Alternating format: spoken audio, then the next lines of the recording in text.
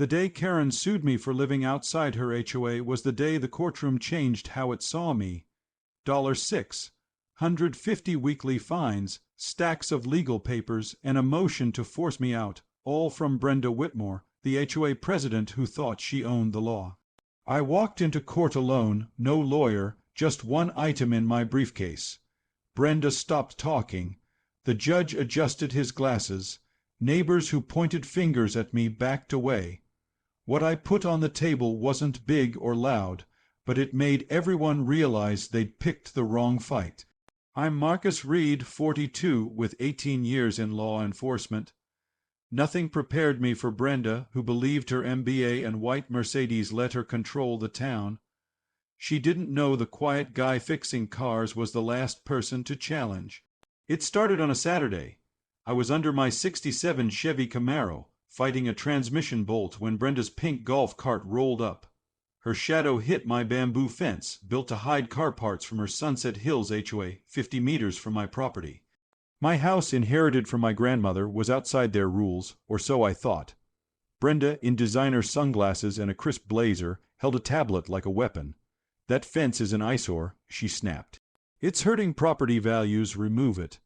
I stayed calm. "Ma'am, my property's outside your HOA. You have no authority." I'd checked the property lines. My fence was legal. Her eyebrows shot up. "Oh, I do," she said, showing a map on her tablet.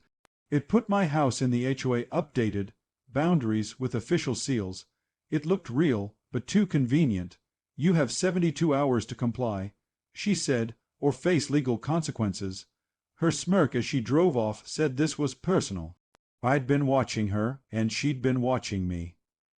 I was in Sunset Hills undercover, posing as a regular guy to investigate rumors of something shady. Brenda's move gave me an opening. By Monday, an HOA violation notice hit my mailbox. $6, 150 weekly fines for my fence and car parts. Then Brenda's Facebook Live went viral, calling my property an automotive junkyard. She stood by her Mercedes, showing photos of my fence, painting me as a threat. Comments flooded in, "Protect Sunset Hills." The hashtag trended locally. The hardware store clerk turned cold. The coffee shop barista avoided me. Brenda's narrative was winning. That night, Mrs. Chen, an elderly neighbor, knocked on my back door. Nervous, she handed me a paper. "Brenda's done this before," she whispered. "6 families in 2 years, forced out with fines and harassment. Their homes went to Whitmore Properties, LLC. She mentioned her nephew, Jake Morrison, who vanished after questioning these sales. Her notes listed names, dates, a pattern, violation notices, social media attacks, families selling cheap. Brenda was running a scheme to grab properties for profit. Mrs. Chen's info changed everything. I saw new security cameras aimed at my house. Brenda wasn't just harassing, she was watching. I checked the construction site. Behind Sunset Hills via hiking trails. No construction. Just pits with barrels marked hazardous waste. The chemical smell burned my eyes. This was an illegal dumping operation disguised as development. I photographed it all, including a grave-sized patch of disturbed soil. Jake's disappearance felt sinister. I recorded Brenda near her fence, talking to a man named Tony. "We need raid gone fast," she said.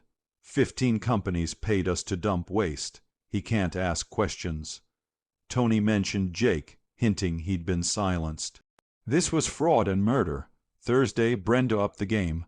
A lawyer, James Wellington, served an emergency injunction backed by deputies and Brenda's smug grin. She accused me of trespassing, stalking, and environmental hazards, demanding my removal. In court, her team showed photos of my suspicious behavior. Binoculars, notes, recording devices, twisted to make me look dangerous. Residents said I scared their kids. Brenda cried, claiming I'd made Sunset Hills a war zone. I couldn't reveal my identity without blowing my cover, risking the case. My defense sounded weak. Judge Williams was ready to rule against me when my phone buzzed. A text from Agent Sarah Martinez, FBI. "Your cover's compromised. Tony has law enforcement connections. Meet now." If they knew I was a sheriff, this lawsuit was a trap to expose me and ruin my evidence. I asked for a recess until morning. Judge Williams, annoyed, granted it, enforcing a restraining order. Brenda's eyes showed doubt as I left. Friday, the courthouse was a circus. Brenda's supporters waved signs, "Justice for Sunset Hills." News cameras rolled, the gallery buzzed. Judge Williams asked if I had counsel. I stood alone, briefcase in hand. "I'm ready," I said, opening it. I placed 2 items on the table, a law enforcement recording device and my sheriff's badge. The room froze. Brenda's smile vanished. Wellington dropped his pen. Judge Williams leaned forward. "Are you a law enforcement officer?" she asked. "I'm Sheriff Marcus Reed, Pine Valley County," I said. "For 8 months, I've investigated a criminal organization in Sunset Hills. Brenda Whitmore and her associates run an illegal hazardous waste dump, using HOA harassment to seize properties and silence witnesses."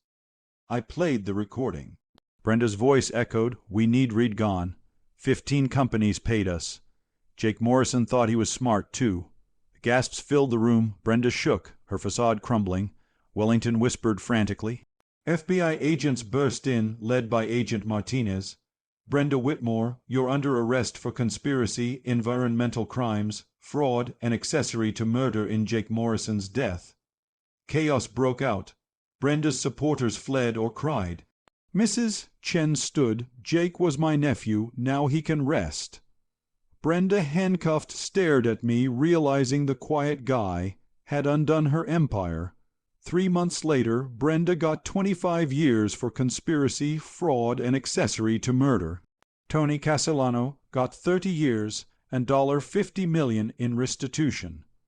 The dump site became Morrison Memorial Park, named for Jake, whose remains were found in that disturbed soil. The FBI uncovered a $12 million waste dumping scheme with 15 corporations. Judge Williams faced corruption charges. Sunset Hills rebuilt its HOA, now fair and open. I left active law enforcement, taking an FBI consulting role. My cover house became home. The bamboo fence now holds Mrs. Chen's roses. Watching kids play in the park, I know justice came because one woman never stopped asking questions, and because the quiet guy fixing cars wasn't who they thought. At Loop Stories, we know how it feels to face untouchable bullies. Marcus and Brenda's story shows truth wins out. Share your story of fighting unfair systems in the comments. Like and subscribe for more justice tales. Thanks for watching. Stay alert, stay informed, and keep fighting.